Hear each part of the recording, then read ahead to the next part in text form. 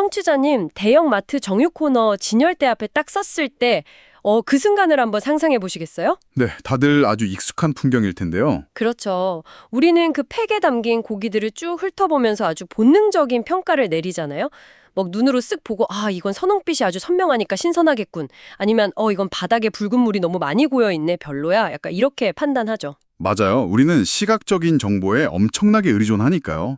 진열대 위의 고기를 그저 요리되기를 기다리는 정적인 식재료, 그러니까 시간이 딱 멈춰있는 하나의 물체로만 인식하는 경향이 강합니다. 하지만 도마 위에 놓인 그 고기의 이면을 현미경으로 아주 깊숙이 들여다보면요. 우리의 그 단순한 시각 테스트는 완전히 틀렸다는 걸 알게 됩니다. 아, 정말 완벽한 오해죠. 네, 우리가 보고 있는 건 멈춰있는 식재료가 아니라 아주 복잡하고 치열한 화학적 전투가 남긴 흔적들이거든요. 정확합니다. 그건 살아있던 생명이 멈추고 동물의 근육이 우리가 아는 그 고기로 변해가는 아주 역동적인 분자들의 전쟁터입니다. 그리고 그 화학적 전쟁의 승패를 가르는 절대적인 기준이 딱 하나 존재하죠. 네, 그래서 오늘 우리가 준비한 이번 심층 탐구의 주제가 바로 그것입니다. 오늘 우리는 식육과학의 핵심적인 문헌들을 바탕으로 도축된 동물의 근육이 어떻게 식탁 위에 고기로 변하는지 그 숨겨진 과학을 파헤쳐 볼 겁니다. 네, 정말 흥미로운 과정이죠. 오늘 이 시간에 함께 하고 나면 청취자님이 흔히 고기를 먹으면서 불평했던 것들 있잖아요. 막 구웠더니 육즙이 다 빠져서 엄청 퍽퍽하다거나 냉장고에 며칠 안 두는데 벌써 상해버렸다거나 하는 그 불만의 99%가 단 하나의 숫자, 바로 pH라는 수소이온 농도의 변화에 숨어 있다는 놀라운 사실을 알게 되실 겁니다. 고기의 바코드라고도 불리는 숫자죠. 단순히 죽은 동물의 살점이 아니라 살아 숨쉬는 화학 반응의 결과물이라는 사실 말입니다. 생명에서 고기로 넘어가는 그 아슬아슬한 경계선에서 대체 무슨 일이 벌어지는 건가요? 그 과정을 이해하려면 먼저 살아있는 동물의 근육 상태를 좀 들여다봐야 합니다. 아, 살아있을 때요? 네, 살아있는 소나 돼지의 근육은 pH 7.2에서 7.4 사이, 즉 완벽한 중성 상태를 유지하고 있습니다. 심장이 뛰고 혈액이 온몸을 막 돌면서 산소를 끊임없이 공급하고 있기 때문이죠. 피가 계속 돌고 있으니까요. 그렇죠. 이 혈액은 산소를 배달할 뿐만 아니라 근육에 쌓이는 노폐물을 치워주고 산도를 조절하는 아주 중요한 완충제 역할도 합니다. 그런데 도축이 이루어지고 심장이 딱 멈추면 이 완벽했던 시스템이 일순간에 붕괴됩니다. 혈액 공급이 완전히 끊기면서 산소도 더 이상 안 들어오게 되는 거군요. 네, 그럼 근육세포들 입장에서는 완전히 고립된 비상사태에 돌입하는 겁니다. 비상사태요? 산소가 없으니 기존의 아주 효율적인 에너지 생산 방식은 멈춰버립니다. 하지만 근육세포들은 당장 살아남기 위해서 마지막 발버둥을 치기 시작하죠. 어떻게든 살아보려고요. 네, 산소 없이 에너지를 만들어내는 무산소 대사, 즉 해당 작용을 시작하게 됩니다. 문제는 이 비상 시스템이 가동되면 아주 치명적인 부산물이 만들어진다는 겁니다. 치명적인 부산물이라면? 바로 젖산이죠. 젖산이 근육 내부에 계속 쌓이면서 중성이었던 근육의 환경은 서서히 산성으로 변해갑니다. 즉, pH 수치가 뚝뚝 떨어지기 시작하는 겁니다. 이거 거대한 공장의 전력 차단 사태에 비유해 볼 수 있겠네요. 공장 비유 좋네요. 거대한 공장, 그러니까 동굴의 근육의 메인 전원인 혈액 공급이 딱 끊긴 겁니다. 공장은 당장 멈추면 큰일 나니까 어떻게든 비상 발전기를 막 돌리게 되겠죠. 무산소 대사라는 발전기요. 맞습니다. 정확해요. 그런데 이 비상 발전기는 구형이라서 시커먼 매연, 즉 젖산을 막 뿜어내는 거예요. 메인 전원이 나갔으니 환기 시스템도 멈췄을 테고 결국 그 매연이 공장 안에 꽉 차면서 내부 공기가 완전히 매캐한 산성으로 변해버리는 거군요. 완벽한 비유입니다. 바로 그 매연이 차오르는 속도, 그리고 그 발전기가 최종적으로 멈추는 지점이 고기의 운명을 결정짓습니다. 아, 속도도 중요한가요? 네, 동물의 종류와 유전적 특성에 따라 이 비상 발전기가 돌아가는 속도도 확연히 다릅니다. 몸집이 크고 좀 느긋한 대사체계를 가진 소는 도축 후 약 24시간에서 48시간에 걸쳐서 아주 천천히 pH가 떨어집니다. 이틀이나 걸리네요. 반면에 근육 자체가 폭발적인 에너지를 내도록 진화한 돼지는 대사 속도가 훨씬 빠르죠. 돼지는 얼마나 걸리는데요? 불과 6시간에서 12시간 만에 그 하강 곡선의 끝에 도달해버립니다. 하강 곡선의 끝이라면 이 pH 수치가 무한정 떨어지는 게 아니라 도착해야 하는 어떤 구체적인 종착지가 있다는 뜻이군요. 네, 맞습니다. 세균 번식이나 부패를 막으려면 아무래도 산성으로 가야 할 텐데 그럼 무조건 낮을수록 좋은 건가요? 절대 그렇지 않습니다. 식육산업에서 그 하강 곡선이 반드시 착륙해야 하는 마법의 종착지는 바로 pH 5.6입니다. 5.6이요? 네, 정상적인 고기라면 이 수치 근처에 아주 안전하게 착륙해야만 최상급 고기로 인정받을 수 있습니다. 여기서 매력적인 부분은요, 왜 하필 수많은 숫자 중에 5.6인가 하는 점입니다. 아, 그러니까요. 5.5도 아니고 5.7도 아니고요. 이 숫자는 그냥 우연히 정해진 게 아닙니다. 고기를 완벽하게 만드는 세 가지 화학적 조건이 기적처럼 탁 교차하는 스윗스팟이기 때문이죠. 세 가지 조건이라면 일단 하나는 방금 제가 추측했던 세균 문제일 것 같네요. 미생물들은 보통 중성 환경을 좋아하고 산성을 싫어하잖아요. 부패를 막기 위한 방어선 역할이겠죠? 네, 정확합니다. 첫째는 보존성이죠. 고기를 부패시키는 미생물들은 이 pH 5.6 수준의 산성 환경에서는 활동을 거의 멈추거나 번식력이 극도로 떨어집니다. 아, 예, 천연 방부제 마지노선이네요. 그렇죠. 그리고 둘째는 육색, 즉 고기의 색깔입니다. 근육 속에서 붉은 빛을 내는 미오글로빈이라는 단백질이 산소를 탁 머금고 우리가 가장 군침을 흘리는 그 아름다운 선홍빛을 내기에 가장 최적화된 환경이 바로 이 수치입니다. 와, 보기 좋은 떡이 먹기로 좋다는 말이 분자 단위에서도 적용되네요. 그럼 마지막 세 번째 조건은 역시 맛인가요? 네, 맛과 풍미입니다.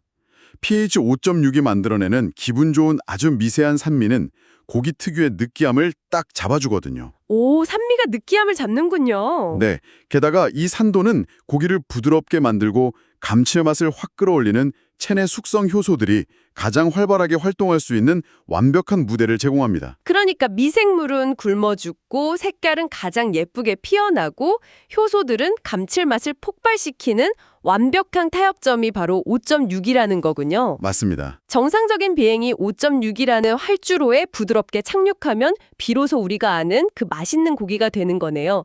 자, 그럼 여기서 당연히 드는 의문이 있습니다. 비행기가 항상 매끄럽게 착륙하는 건 아니잖아요. 그렇죠. 사고가 나기도 하죠. 만약 급격한 난기류를 만나서 이 하강 궤도가 완전히 망가져 버리면 대체 어떻게 됩니까? 그때부터는 식육과학에서 말하는 이상육의 비극이 시작됩니다. 이상육이요? 네, 궤도를 이탈한 고기들이 보여주는 화학적 붕괴라고 할 수 있죠. 대표적으로 양극단에 위치한 두 가지 치명적인 형태가 나타나는데요.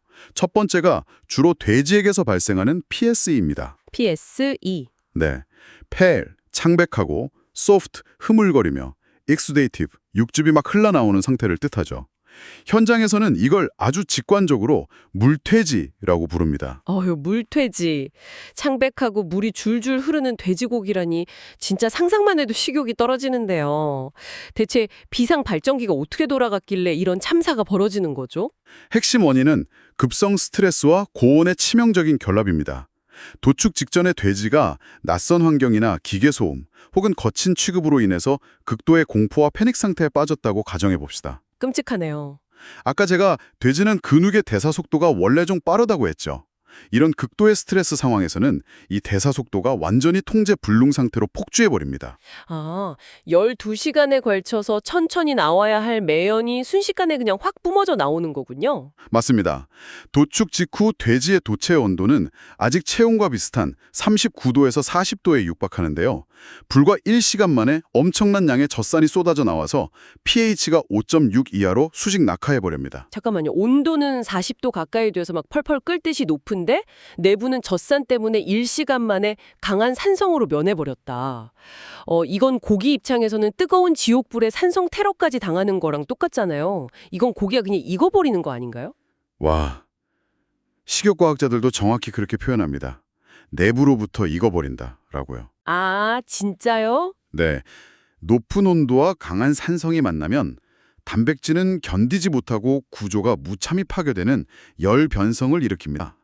색소를 품고 있어야 할 미오글로빈이 막 파괴되니까 고기는 생기를 잃고 핏기 없이 허여멀건 창백한 색을 띠게 되죠. 어쩐지 팩에 든 돼지고기 중에 유독 허연 것들이 있더라고요. 네, 그리고 근육 조직 구조 자체가 붕괴되었으니 만지면 탄력 없이 흐물흐물합니다. 무엇보다 수분을 붙잡아둘 능력을 완전히 잃어버려서 포장 용기를 막 뚫고 나올 정도로 물이 흥건하게 흘러내리게 되는 거죠. 세상에, 구워 먹으면 육즙은 하나도 없고 골판지를 씹는 맛이 나겠네요. 그럼 급격한 스트레스가 돼지의 수직 낙하를 만들었다면 반대쪽 스펙트럼은 어떤가요? 반대쪽이요. 네, 만약 동물이 갑작스러운 패닉이 아니라 아주 오랜 시간 동안 서서히 지쳐버렸다면요? 그것이 바로 두 번째 비극. 주로 소액에서 발생하는 DFD입니다. DFD. dark, 검고, firm, 단단하며 dry, 건조한, 암적색육이죠. 이것은 만성적 스트레스가 낳은 결과입니다. 소가 도축장으로 오기 위해 비좁은 트럭에서 막 며칠씩 장거리 운송에 시달리거나 낯선 소들과 섞여서 서열 싸움을 하느라 기력을 완전히 소진해버린 경우에 발생하죠. 아, 이건 비상발전기를 돌릴 연료 자체를 다 써버린 거군요. 정확합니다. 근육 속에 저장해둔 에너지원인 글리코겔을 도축되기도 전에 이미 밖에서 다 태워버린 겁니다. 그러니 정작 도축이 돼서 비상발전기를 돌려야 할 때 연료가 한 방울도 남아있지 않은 상태가 되는 거죠. 아하, 젖산을 못 만드네요. 네, 젖산을 만들어낼 재료가 없으니 pH가 떨어지질 못합니다. 7.2에서 출발한 수치가 기껏해야 6.2에서 6.8 사이, 즉 거의 중성 상태에 그대로 머물러 버리게 됩니다. 산성화가 안 되니까 근육 구조가 촘촘하게 닫혀 있어서 빛을 반사하지 못하고 고기가 검고 끈적해지는 거군요. 네, 맞아요. 근데 잠깐만요. 여기서 제 머릿속에 경고등이 하나 탁 켜지는데요. 겉보기에 아주 진한 검붉은색을 띠고 표면은 수분이 흘러나오지 않아서 좀 건조해 보인다. 이거 요새 고급 레스토랑이나 정육점에서 비싸게 파는 프리미엄 드라이 에이징 소고기. 그러니까 고급 건조 숙성육이랑 겉모습이 거의 똑같은 거 아닌가요? 아, 예리하시네요. 청취자님들도 이거 풍미가 엄청나게 응축된 귀한 고기구나 하고 착각하기 탁 좋겠는데요. 그 착각이 바로 이 DFD 모기가 가진 가장 치명적이고 무서운 함정입니다. 겉보기에는 프리미엄 숙성육 같을지 몰라도 그 속은 시한폭탄과 같습니다. 시한폭탄이요? 아까 제가 미생물은 중성 환경을 사랑한다고 말씀드렸죠. DFD 고기는 pH가 중성에 머물러 있기 때문에 세균들에게는 그야말로 천국, 초호화 번식 파티장이나 다름없습니다. 부패 속도가 일반 정상 고기보다 무려 2배에서 3배나 빠르거든요. 헉, 고급 고기인 줄 알고 집 냉장고나 숙성고에 며칠 뒀다가는 정말 큰일 나겠네요. 네, 이 DFD 고기를 숙성고에 넣는 순간 그것은 숙성이 아니라 끔찍한 부패로 직행합니다. 겉은 멀쩡해 보여도 썰어보면 속에서는 이미 세균 증식으로 인해서 악취가 날 수 있어요. 이 고기는 발견하는 즉시 빨리 소비해버리거나 무조건 열을 가하는 가공품으로 전용해야만 하는 매우 위험한 상태입니다. 와, 양극단의 궤도 이탈이 이렇게나 극단적인 결과를 낳는군요. 자, 그럼 여기서 우리의 시선을 좀 더 미시적인 세계, 완전 분자 단위로 아주 좁혀보겠습니다. 네, 분자 단위로요. 맞다, 급성 스트레스를 받은 물퇴지. 그 PSE 고기에서 물이 뚝뚝 떨어진다고 했죠? 고기를 구울 때 우리가 그토록 몹씀 거는 그 육즙 말입니다. 대체 고기 안에서 이 단백질과 물 분자 사이에 무슨 일이 벌어지길래 고기가 막 스스로 육즙을 뱉어내는 걸까요? 그 비밀을 풀려면 고기과학의 핵심 개념인 보수력, 즉 워터 홀딩 커패시티를 이해해야 합니다. 이건 고기가 수분을 꽉 붙잡아두는 능력인데요. 물을 잡아두는 힘이요. 네, 근육의 70%는 물로 이루어져 있는데 이 물을 잡아두는 힘은 철저하게 단백질이 띠고 있는 전기적 성질, 즉 전하의 지배를 받습니다. 살아있는 근육, 중성 상태인 pH 7.0일 때를 떠올려 볼까요? 이때 근육 단백질들은 전체적으로 음전하, 즉 마이너스 성질을 띠고 있습니다. 청취자님들, 지금 머릿속으로 자석 두 개를 한번 떠올려 보세요. 같은 극, 그러니까 마이너스 극끼리 마주보게 둔 자석 말이죠. 이 둘을 억지로 가까이 두려고 하면 서로 어떻게든 막 밀어내려고 버티잖아요. 맞아요. 단백질 분자들도 자석의 같은 극처럼 서로를 강하게 밀어냅니다. 그 반발력 덕분에 단백질 구조 사이에 아주 넓고 여유로운 3차원적 공간이 생겨나는 거죠. 공간이 열리네요. 네, 물 분자들은 전기적인 극성을 띠고 있기 때문에 이 넓은 공간 안에 마치 철가루가 자석에 붙듯이 넉넉하게 끌려와서 갇혀 있을 수 있는 겁니다. 그래서 살아있는 중성 상태의 근육은 보수력이 최고조에 달하죠. 그런데 도축이 시작되고 아까 말한 매연, 즉 젖산이 쌓이면서 pH가 뚝뚝 떨어지기 시작하면 이 자석들의 평화로운 공간에 대체 무슨 일이 생기는 거죠? pH가 떨어진다는 건 강한 산성을 띠는 수소 이온, 즉 플러스 전하를 가진 이온들이 근육 내부로 마구 쏟아져 들어온다는 뜻입니다. 이 플러스 이온들이 단백질이 가지고 있던 마이너스 전하에 하나둘씩 막 달라붙으면서 그 성질을 중화시켜버려요. 마이너스가 점점 사라지겠네요. 네, 그러다 마침내 단백질의 플러스, 양전하와 마이너스, 음전하의 개수가 완벽하게 똑같아져서 전체 전기적 성질이 0이 되어버리는 찰나의 순간이 찾아옵니다. 와, 플러스 마이너스 합이 0이 되는 지점. 거기가 수치상으로 어딘가요? 고기의 주요 단백질인 미오신을 기준으로 대략 pH 5.0에서 5.4 부근입니다. 과학자들은 단백질의 순전화가 0이 되는 이 운명의 지점을 가리켜서 등전점, 아이소일렉트릭 포인트라고 부릅니다. 와, 등전점. 아까 그 자석 비율을 다시 가져와 볼게요. 서로 팽팽하게 밀어내면서 육즙을 품고 있던 두 개의 마이너스 자석이 있었죠. 네, 있었죠. 그런데 산성도가 높아져서 수소이온이 쏟아져 들어온다는 건 누군가 밖에서 스위치를 탁 하고 눌러서 한쪽 자석의 극을 플러스로 휙 바꿔버린 거나 마찬가지네요. 순전화가 0이 된다는 건 단백질끼리 밀어내는 성력이 완전히 사라졌다는 뜻이니까요. 완벽한 이해입니다. 그럼 서로 밀어내던 자석이 쾅 하고 달라붙어 버리겠네요? 정확합니다. 서로 밀어내던 반발력이 사라질 뿐만 아니라 단백질 분자들끼리 강하게 끌어당기는 인력이 발생해서 찰싹 달라붙고 쪼그라들어서 응집돼 버립니다. 단백질이 그렇게 무자비하게 뭉쳐버리면서 공간이 쑥 축소되면 그 안에서 아주 편안하게 쉬고 있던 물 분자들은 완전 갈 곳을 잃어버리겠네요. 밖으로 밀려나는 거죠. 단백질이 물을 바깥으로 무자비하게 쥐어짜버리는 거군요. 여기서 정말 흥미로워지는 부분은요. 우리가 마트에서 고기를 샀을 때 스티로폼 포장지 아래에 고여있는 그 붉은 물 웅덩이 있잖아요.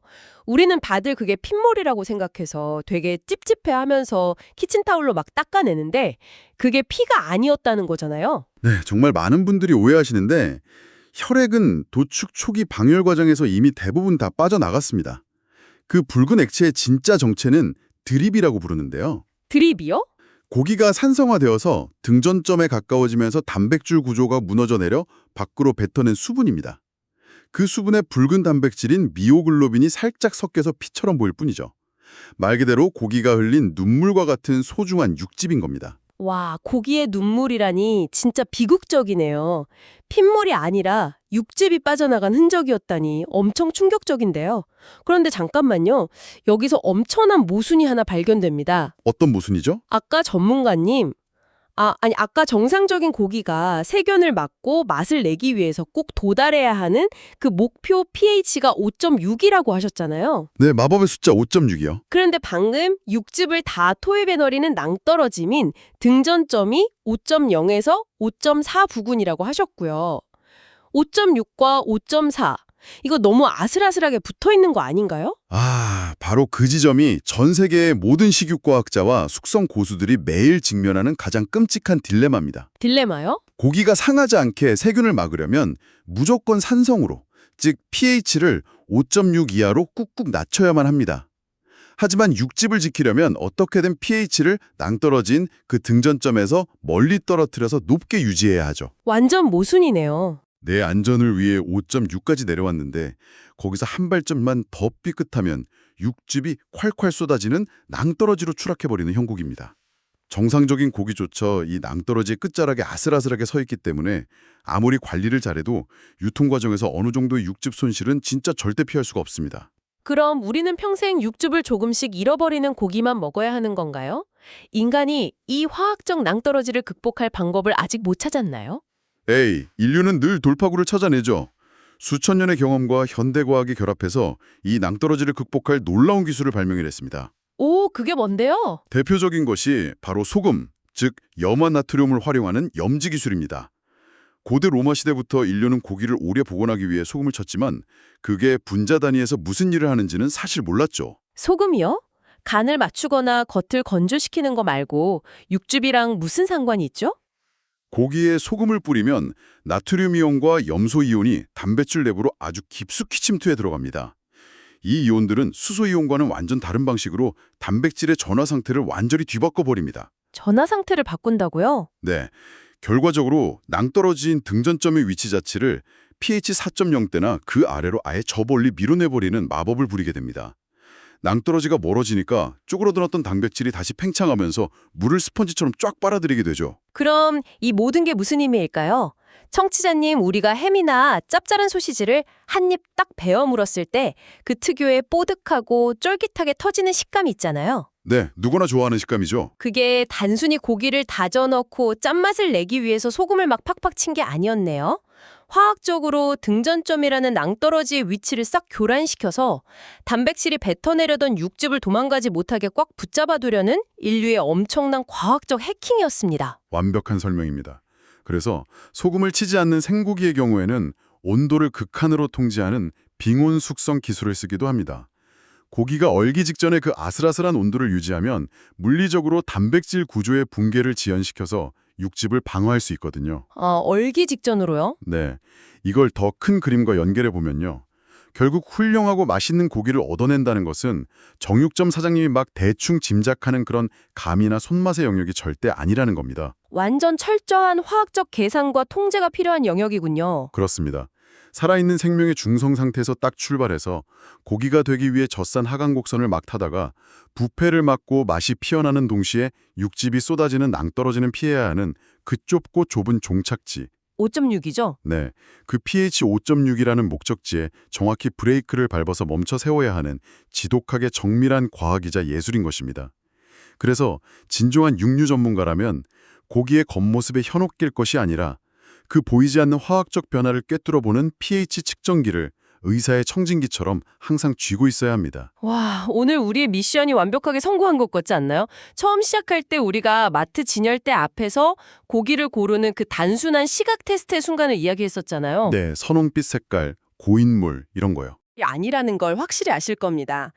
그 팩 안에는 단백질과 수소 이온 그리고 물 분자들이 벌인 정말 치열하고 처절한 물리적 화학적 전투의 흔적이 고스란히 담겨 있으니까요. 맞습니다. 아주 역동적인 흔적이죠. 눈부시게 창백하고 물이 흠뻑 고인 고기를 보면 일시간 만에 산성지옥불에서 단백질이 파괴된 그 돼지의 급박한 스트레스를, 또 지나치게 검고 건조한 소고기를 보면 며칠을 막 시달리면서 글리코겐 배터리까지 다 써버린 소의 만성적 고갈 상태를 읽어내실 테니까요. 고기의 바코드, pH의 마법을 이제 여러분은 완전히 해독하셨습니다. 우리 눈앞에 놓인 고기가 단순한 단백질 덩어리가 아니라 동물들이 겪은 환경적 스트레스가 분자 단위로 기록된 결과물이라는 사실을 깨닫는 순간 이건 중요한 질문을 던지게 하죠. 어떤 질문이죠? 우리는 종종 식육 산업을 향해 더 빠르고 더 싸고 더 효율적인 운송과 공정을 요구하잖아요. 하지만 그 물리적 효율성을 극대화하기 위해 동물을 극한의 스트레스 환경으로 몰아넣는 것이 결국 고기의 pH 곡선을 망가뜨리고 단백질의 화학적 구조를 붕괴시킨다면 과연 어떨까요? 아, 생각해보니 그렇네요. 속도와 효율성만을 좇는 시스템이 도리어 우리가 먹는 음식의 분자적 품질과 풍미의 본질을 수학적으로 막 갉아먹고 있는 것은 아닌지, 그 효율성과 맛의 화학 반영이란 역설을 한 번쯤 깊게 고민해 보게 됩니다. 단순히 싸고 빠르게 식탁에 오르는 것이 진정한 질적 향상을 의미하는가에 대한 아주 날카롭고 흥미로운 역설이네요. 청취자님, 이제 단순한 시각 테스트가 아니라 화학이 남긴 역사서를 읽는 마음으로 다음번 마트 정육 코너를 방문해 보시길 바랍니다. 네, 고기가 다르게 보이실 겁니다. 포장지 너머먹혀 쳐진 단백질과 수소 이온의 그 거대한 전투 서사시가 확실히 보이실 거예요. 오늘 저희가 준비한 깊고 흥미로운 이야기는 여기까지입니다. 다음번 심층 탐구에서도 여러분의 시각을 완전히 뒤집어 놓을 새롭고 놀라운 지식으로 다시 찾아뵙겠습니다. 그때까지 안녕히 계세요.